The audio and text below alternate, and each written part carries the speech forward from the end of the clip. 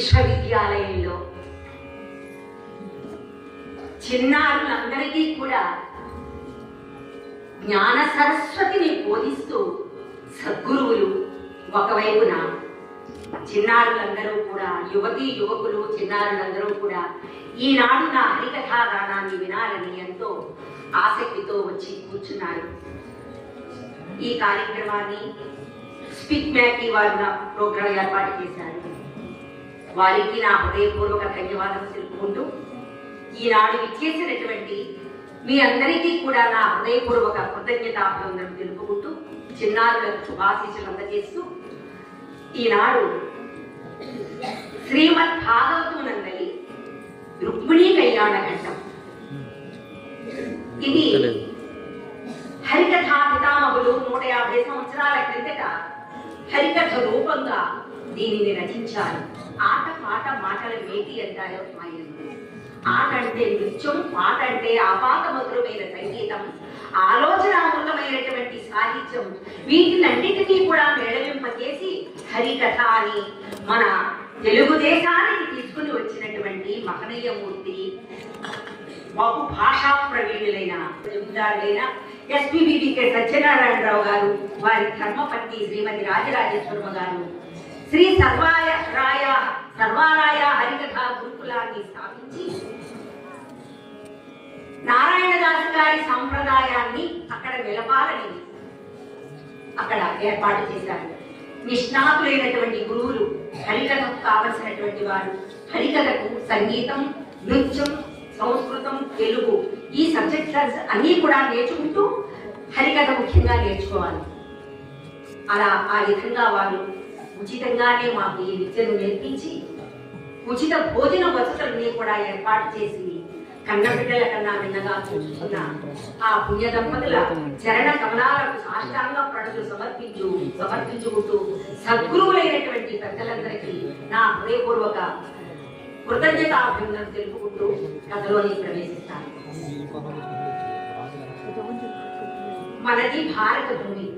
ఆది కాలాల నుండి భగవంతుని ఎంతో ఆసక్తి గల దేశం కాబట్టి మన దేశానికి భారతదేశం అనే పేరు వచ్చినదని మన సనాతనుల ఋషుల వచనం.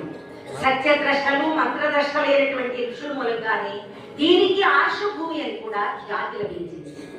మహర్షుల చరిత్రలు లేకపోతే మన దేశానికి ఏమాత్రం విలువలేదు. ఒక ఋషి పుంగవుడు సప్త సముద్రాలనే ఆపోసరం పెట్టినటువంటి బిడ్డ అగస్త్య మహాముని. ఒక ఋషి శ్రేష్ఠుడు సృష్టికి ప్రతి సృష్టి చేసిన మహిమాన్వితుడు విశ్వామిత్రుడు. ఒక ఋషి అవతార పురుషుడైనటువంటి శ్రీరామచంద్రులకు పురోహితుడు వశిష్ఠ మహర్షి. ఇలా ఎందరెందరో మహర్షులు తమ పావన జీవన కథల ద్వారా దేశానికి మహోన్నతమైనటువంటి శక్తిని ప్రసాదింపజేశారు. అట్టి మహనీయ చరిత్రల వల్లనే మానవుడు తనలోని మహిత శక్తిని, మాధవత్వాన్ని వేలుకొల్పుకొని భోగ జీవితం మానవుని అన్ని విధాలా రోగిని చేస్తుంది. యోగ జీవితం మానవుని విరాగిగా మార్చి పరమాత్ముని పద సన్నిధికి చేర్చుతుంది. అందుకే అంటారు రామకృష్ణ పరమహంస, చంటి పిల్లవాడిని తల్లి వరండాలో కూర్చుండబెట్టి కొన్ని బొమ్మలు ఆ పాప ముందుంచుతుంది. బొమ్మలతో ఆటలు ఆడి ఆడి ఆ చంటి పిల్లవాడు అంటే మనందరం చేసే పని అదే. అమ్మ కొరకే ఏడుస్తాం. ఏడ్చేటప్పటికి తల్లి ఎంత పనిలో ఉన్నా పరుగును వచ్చి ఒడిలో చేర్చుకుని లాలించి పాలించి ఓదార్చడం తప్పదు. ఇది లోకంలో మనందరికీ తెలిసినటువంటి సహజమైన విషయం. ప్రపంచ విషయ సుఖాలు అనేటువంటి ఆట బొమ్మలమే మనమంతా. తల్లి తండ్రి, వారికి పుట్టినటువంటి సంతానం, గొలుసులమయం, బిడ్డలు, తర్వాత మనుమలు, మనుమరాండ్లు, ఇదంతా ఈ బొమ్మలతో ఆడుకుంటున్నంతసేపు ముజ్జగా లేలే జగదంబైనటువంటి ఆ మహాకాళి మాతకు మనపై కరుణ లేదట. ఈ ఆట బొమ్మలతో ఆడుకుంటున్నా వాటికి స్వస్తి చెప్పి ఆ తల్లి కొరకై మొరపెట్టుకుంటే ఆ తల్లి అంటే మహంకాళి మాతే కాదు, ఆ లలితా పరమేశ్వరే కాదు, దుర్గా మాతే కాదు, రాముడే కాదు, కృష్ణుడే కాదు, శివుడే కాదు, చైతన్య రూపం ఒక్కడే. ఆ చైతన్య రూపాన్ని మనం ఎలుగెత్తి అమ్మా అని ప్రార్థిస్తే ఎంత పనిలో ఉన్న తల్లి ఏ విధంగా వస్తుందో అలాగే ఆ మహంకాళి మాత పరుగున వచ్చి మనలను కాపాడుతుందని రామకృష్ణ పరమహంస అన్నారు. కాలం అనంతం. మనకు భగవంతుడిచ్చినది స్వల్పం మాత్రమే. ఈ స్వల్పంలో బాల్యావస్థ, తరుణావస్థ, తరువాత వృద్ధాప్యం, ఆ తర్వాత కైవల్యాన్ని పొందడం, ఇవన్నీ కూడా జరుగుతాయి.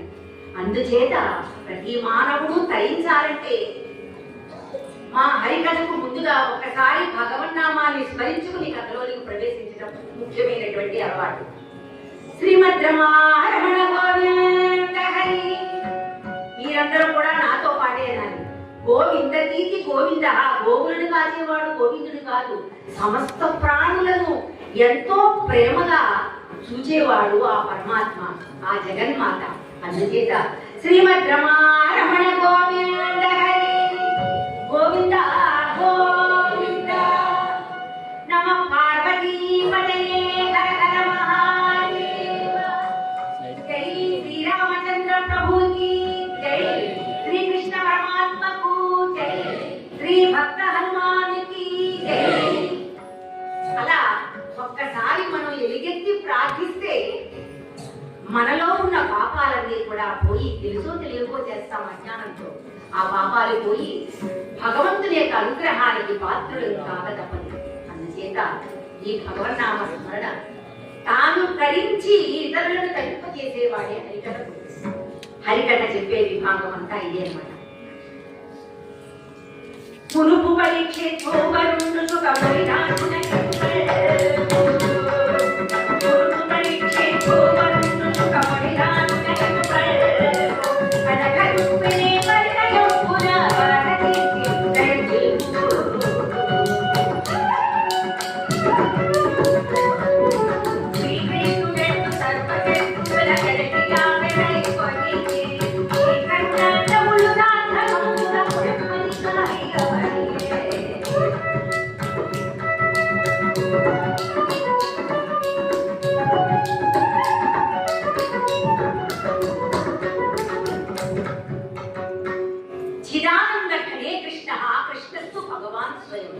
శ్రీకృష్ణుడు సచ్చిదానంద స్వరూపుడు. ఇక్కడ శమీకర్షుపుత్రుడకు శృంగి చేత ఆపదగ్ధుడై 7 రోజులలో తక్షకుడనే విషసర్పం చేత మరణం రాబోతున్నదన్న వార్త తెలుసుకున్నటువంటి పరీక్షిత్ మహారాజు దగ్గరకు శుభయోగీంద్రుడు వచ్చి భాగవతోపదేశం చేశాడు. ఆ 7 రోజులు ఆయన చాలా ధర్మపరుడు. పరీక్షిత్ మహారాజు పాండవ పౌత్రుడు, ఏమంటే అభిమన్యుని యొక్క కుమారుడు. అటువంటి ధర్మపరుడైనటువంటి ఆ పరీక్షిత్ మహారాజు ధర్మబద్ధంగా రాజ్యాన్ని పరిపాలిస్తున్నప్పుడు ఒకనాడు వేటకై వెళ్ళగా మార్గంలో అలసి సొలసి ఆగిపోయి శమీకుడైనటువంటి ఋషుని యొక్క ఆశ్రమానికి వెళ్ళాడు. ఆయన చేతిలో కమండలం ఉంది. ఆ నీటిని మళ్ళీ అడిగేటప్పటికీ ఆయన యోగ సమాధిలో ఉన్నాడు. ఏమి చూడలేదు, మాట్లాడలేదు, మౌనంలో ఉన్నాడు. చాలా సార్లు అడిగాడు మహారాజు, అయినప్పటికీ కూడా ప్రయోజనం లేకపోయింది. అప్పుడు ఆయన ధర్మపరుడైన పరీక్షిత్ మహారాజు సాక్షాత్తు శ్రీకృష్ణ పరమాత్మ భక్తుడైనప్పటికీ కూడా కొంచెం అహంకారం బయటకు వచ్చింది ఆ సమయంలో.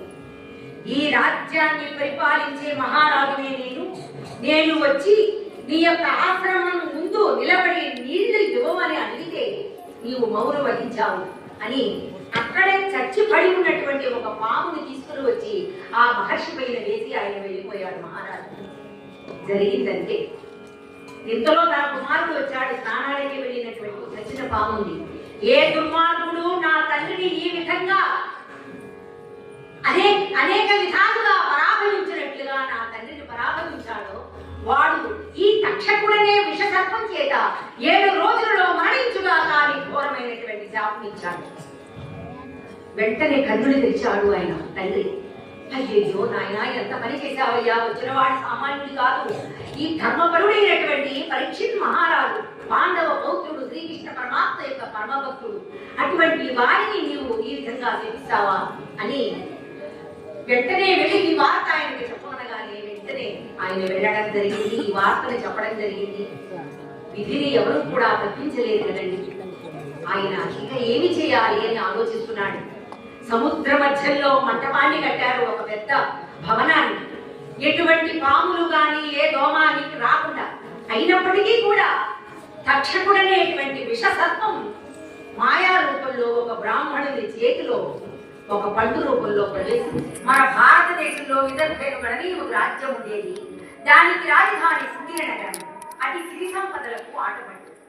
భీష్మకుడనే రాజు పరిపాలకుడై శౌర్య ధైర్య ఔదార్యాది సద్గుణ దుర్యుడై ప్రజారంజకుడన్న వాటిగాంచాడు. అతని గృహస్థ జీవన ఫలాలుగా 5 కుమారులు 1 కుమార్తె కలిగారు. రుక్మీర్పరధాత్మ బాపూర్మ చేత రుక్మనేత్రులను కుమారులలో పెద్దవాడు రుక్మి పరమ మూర్ఖుడు. ఎవరి మీద గౌరవం లేదు. తల్లిదండ్రులంటే మాట వినిపించుకునేవాడు కాదు. అటువంటి మూర్ఖాగ్రేసర చక్రవర్తి. ఇక కడచూరు సంతానం మన కథానాయురాలు మునివార.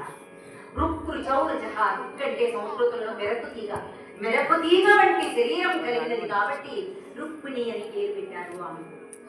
ఆమె చిన్నతనం నుండి కూడా నిరంతరం తల్లిదండ్రుల సమక్షంలో, పెద్దల సమక్షంలో, ఇంకా తన చెరులందరితో కూడా కలిసి ఆడుతూ పాడుతూ దినదిన వృద్ధి పొందుతూ ఆమె ఈ విధంగా బాల్య దశను గడుపుతున్నది.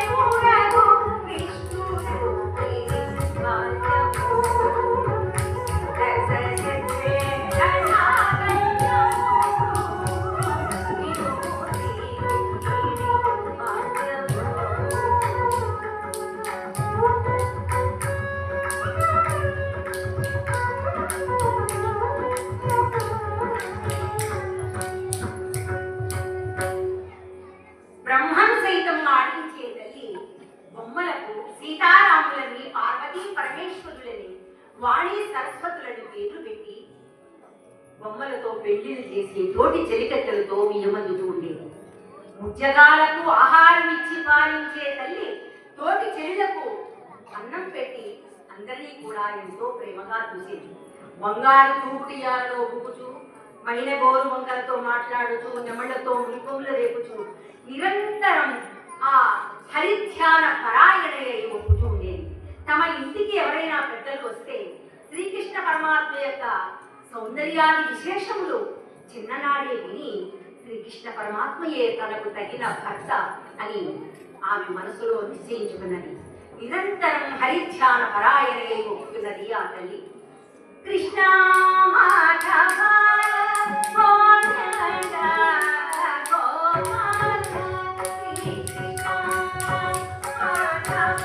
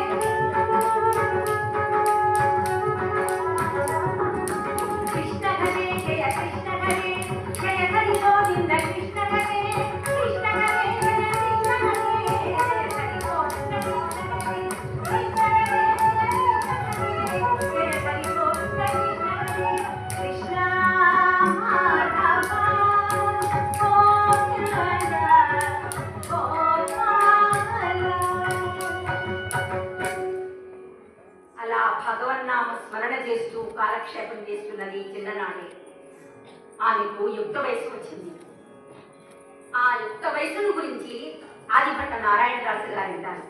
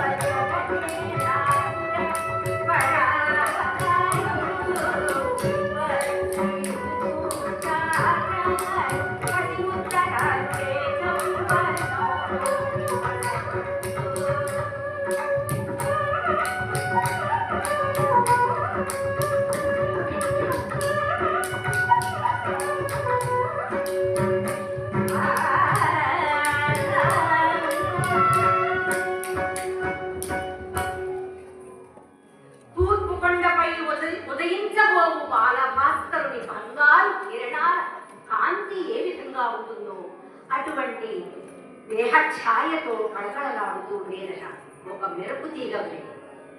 సర్వావయ సౌందర్యం సంతరించుకున్నటువంటి 14 ఏళ్ల యవ్వన ప్రాయంలో అడుగుపెట్టింది ఆ తల్లి. తల్లిదండ్రుల యొక్క చల్లని ఎనకువ అన్నల చేరిక మన్ననయును పిన్న పెద్దల ఎడ వినయము అనయము